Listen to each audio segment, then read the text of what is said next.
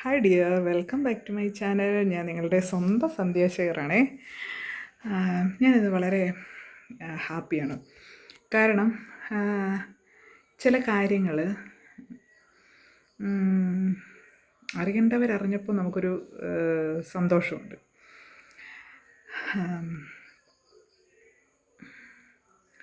Correct സമയത്ത് തന്നെ അതറിഞ്ഞു, അത് വളരെ സന്തോഷമുണ്ട്. അപ്പം എന്താണ് നമുക്ക് എന്തൊക്കെ ചെയ്യാൻ സാധിക്കും എന്നുള്ളത് അവർക്ക് മനസ്സിലാക്കാനും സാധിച്ചു അല്ലേ. അപ്പം അവരുടെ ഒരു ബന്ധു പറഞ്ഞ, നിനക്ക് പണമേ ഉള്ളൂ പക്ഷേ പവറില്ലെന്ന്. പക്ഷെ ഇന്ന് അവർക്ക് ബോധ്യപ്പെട്ട് കാണും, എനിക്ക് പവറുണ്ടോ പവറില്ലയോ എന്നൊക്കെ മനസ്സിലായി കാണും. എനിവേ, അതൊക്കെ പോട്ടെ. ഞാൻ ഒരു കാര്യം നേരത്തെ ഒരു വീഡിയോ ഞാൻ ചെയ്തിരുന്നു. കാരണം നമ്മൾ വിവാഹം കഴിക്കുമ്പോൾ തീർച്ചയായിട്ടും നമ്മൾ ചെറുക്കനെ പറ്റി അന്വേഷിക്കുന്നതിന് മുമ്പേ ചെറുക്കൻ്റെ ഫാമിലിയെ പറ്റി ശരിക്കും അന്വേഷിക്കണം. ഫാമിലി ശരിക്കും അന്വേഷിച്ചിട്ടതിന് ശേഷം മാത്രമേ നമ്മൾ വിവാഹ ഉടമ്പടിക്ക് നമ്മൾ സമ്മതം പ്രകടിപ്പിക്കാവൂ.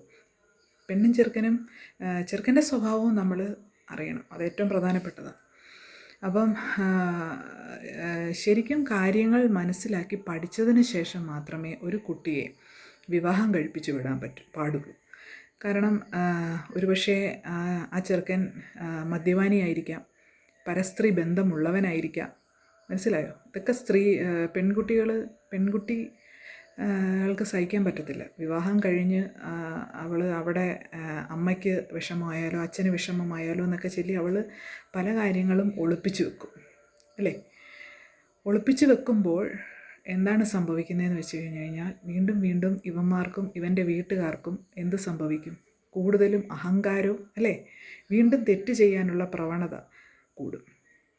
അപ്പം തെറ്റ് ചെയ്യുവാണെങ്കിൽ ആ തെറ്റിനെ തിരുത്താനല്ല നോക്കുന്നത്, ആ തെറ്റ് എങ്ങനെയെങ്കിലും വീണ്ടും വീണ്ടും വളർത്തി കൊണ്ടുവരാനാണ് ശ്രമിക്കുന്നത്. അപ്പം കഴിവതും എനിക്ക് പറയാനുള്ളത്, നമ്മൾ ശരിക്കും ബാക്ക്ഗ്രൗണ്ട് നോക്കിയിട്ടേ നമ്മളൊരു പെൺകുട്ടിയെ വിവാഹം കഴിപ്പിച്ച് വിടാവും. അല്ലെങ്കിൽ നാളെ വീണ്ടും വീണ്ടും പല പല വിസ്മയകളും അല്ലേ, വിസ്മയ പോലുള്ള പെൺകുട്ടികൾ, അതുപോലെ തന്നെ കുറേ പെൺകുട്ടികളെ നമുക്കറിയാം അല്ലേ, അവരുടെയൊക്കെ മരണം സംഭവിച്ചു. ഇനിയും അങ്ങനെയൊന്നും സംഭവിക്കാതിരിക്കട്ടെ.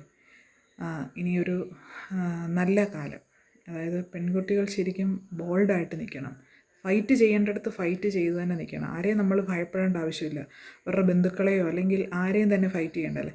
ഭർത്താവ്, അതായത് ഈ പയ്യൻ തെറ്റ് ചെയ്താലും ആ തെറ്റിനെ ന്യായീകരിക്കുന്ന സഹോദരിയായാലും അങ്ങനെ, അതുപോലെ തന്നെ ബന്ധുക്കളങ്ങനെ, മനസ്സിലായോ, ഭയങ്കരമായിട്ട് സപ്പോർട്ട്. ഈ പെണ്ണ് എന്തെങ്കിലും പരാതിപ്പെടുവോ അല്ലെങ്കിൽ എന്തെങ്കിലും ചെയ്യുവാണെന്നുണ്ടെങ്കിൽ ആ പഞ്ചായത്തിലുള്ള സർവ്വജനങ്ങളും അറിഞ്ഞതിന് ശേഷമായിരിക്കും ഈ പെൺകുട്ടി ഈ വിവരങ്ങളൊക്കെ അറിയുന്നത്, ഈ ഭർത്താവിൻ്റെ ദുർനടപ്പിനെ പറ്റിയൊക്കെ അറിയുന്നത്.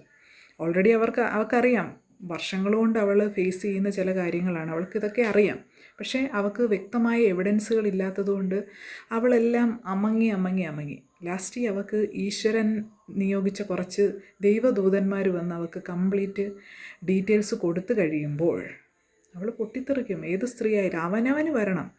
ഈ തെറ്റ് ചെയ്യുന്ന ഈ പുരുഷൻ്റെ പെങ്ങൾക്ക് ഇങ്ങനൊരു സംഭവം നടന്നെങ്കിലോ ഒന്ന് ആലോചിച്ച് നോക്കി. അയാളുടെ അമ്മയ്ക്ക് സഹിക്കുമോ? സഹിക്കത്തില്ല. അതുപോലൊരു പെൺകുട്ടിയാണ് ഈ പയ്യൻ്റെ ഭാര്യ എന്നുള്ളത് അവർ ചിന്തിക്കുന്നുണ്ടോ? ഈ ബന്ധുക്കൾ വിചാരിക്കുന്നില്ല, അവർക്കും മക്കളുണ്ട് അല്ലേ.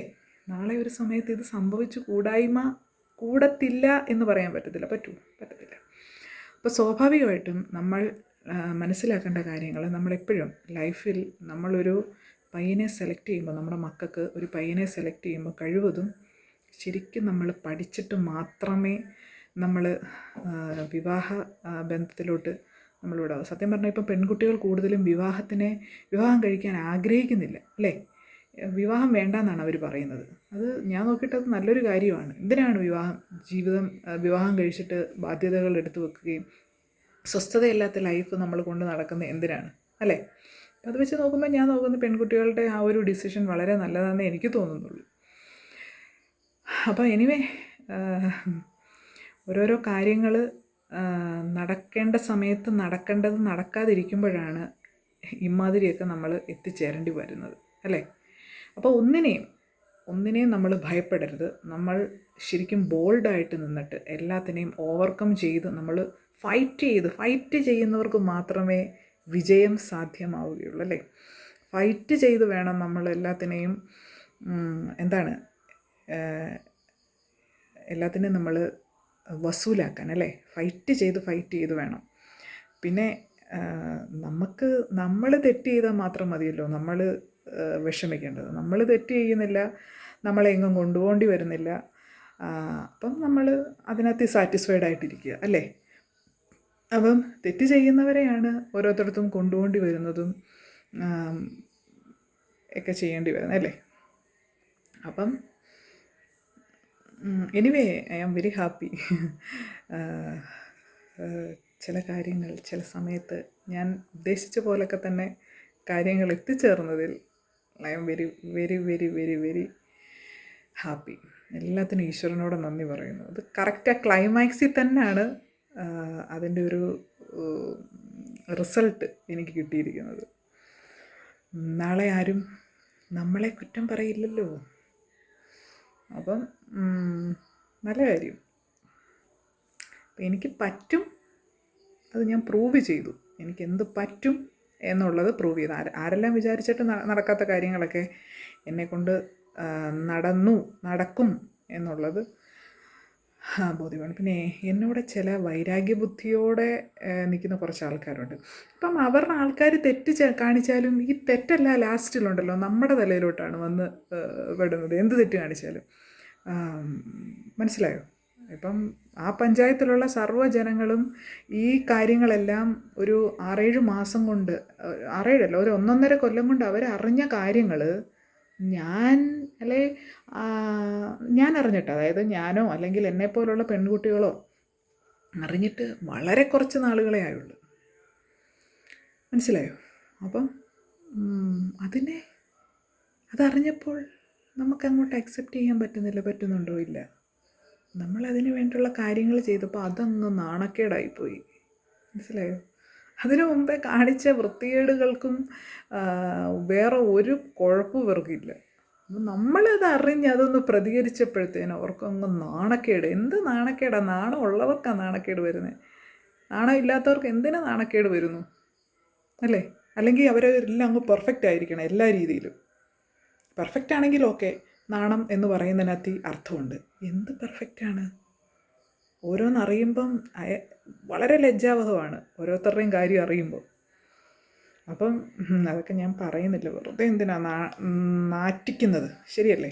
അതൊന്നും ഞാൻ കൂടുതൽ പറയുന്നില്ല. പറഞ്ഞു കഴിഞ്ഞാൽ വീണ്ടും നാറത്തേ ഉള്ളൂ. അപ്പം ഞാൻ പലപ്പോഴും പറഞ്ഞു, ചൊറിയരുത്, ഇങ്ങോട്ട് ചൊറിയരുത്, മാന്തി വിടും ഞാൻ അങ്ങോട്ട്. അപ്പം മര്യാദയ്ക്കാണെങ്കിൽ മര്യാദയ്ക്ക്, അതല്ല എന്നുണ്ടെങ്കിൽ നാണം കെടുത്തും ഞാൻ. അപ്പം ഞാൻ വളരെ നമ്മൾ വളരെ ഒതുങ്ങുമ്പോൾ വീണ്ടും നമ്മളെ ഇട്ട് കുത്താനും മാന്താനും ചൊറിയാനും വന്നു കഴിഞ്ഞാൽ നമ്മളങ്ങ് പൊട്ടിത്തെറിക്കും. ആ പൊട്ടിത്തെറിയിൽ പലർക്കും പലതും നഷ്ടപ്പെടത്തില്ലേ? നഷ്ടപ്പെടും. അപ്പം അതൊക്കെ എന്നെക്കൊണ്ട് പരസ്യമാക്കരുത്. പരസ്യമാക്കിയാൽ അവർക്ക് തന്നെയാണ് കുഴപ്പം, എനിക്കല്ല. അപ്പം എനിക്ക് സത്യത്തിൽ പറയാനുള്ള കാര്യം, നമുക്ക് ഏറ്റവും നമ്മുടെ ജീവിതം എന്ന് പറയുന്നത്, എപ്പോഴും വിവാഹം കഴിഞ്ഞുള്ള ജീവിതം എന്ന് പറയുന്നത്, നമ്മൾ ശരിക്കും ചിന്തിക്കണം. നമ്മളൊരാളെ സെലക്ട് ചെയ്യുമ്പോൾ നമ്മൾ ശരിക്കും ചിന്തിച്ചതിന് ശേഷം മാത്രമേ നമ്മളൊരു വിവാഹ ജീവിതത്തിലോട്ട് പോകാവൂ. അവർ ചിന്തിക്കുകയല്ല, അവരെ പഠിക്കണം. ഫസ്റ്റ് അവരുടെ ഫാമിലി, അയ്യോ അത് ശരിക്കും പഠിക്കണം. ഫാമിലിയിൽ, മനസ്സിലായോ? ഫാമിലിയിലുള്ളവരെങ്ങനെയാണ്, അമ്മ എങ്ങനെയാണ്, ബന്ധുക്കൾ എങ്ങനെയാണ്, സഹോദരി എങ്ങനെയാണ്, ഇതൊക്കെ പഠിച്ചിട്ട് മാത്രമേ നമുക്ക് ഒരു മുന്നോട്ട് പോകാവൂ, ഒരു കൈ നമ്മൾ കൊടുക്കാവൂ. അല്ലെങ്കിലുണ്ടല്ലോ ഭയങ്കര പ്രശ്നമാവും. ഭയങ്കരം നമുക്ക് പല പല കടമ്പകൾ കടക്കേണ്ടി വരും. അപ്പം അതിനൊന്നും എന്നെ എന്താണ് എന്നെക്കൊണ്ട് ചെയ്യിപ്പിക്കരുത് പ്ലീസ്. ഞാൻ ചെയ്താൽ അറിയാമല്ലോ, എന്നെ പഠിച്ചു കാണും എന്ന് മനസ്സിലായി. എന്നെ അറിയാമല്ലോ എല്ലാവർക്കും. അപ്പം കൂടുതലൊന്നും ഞാൻ പറയുന്നില്ല. പറയിപ്പിക്കരുത് എന്നെക്കൊണ്ട്.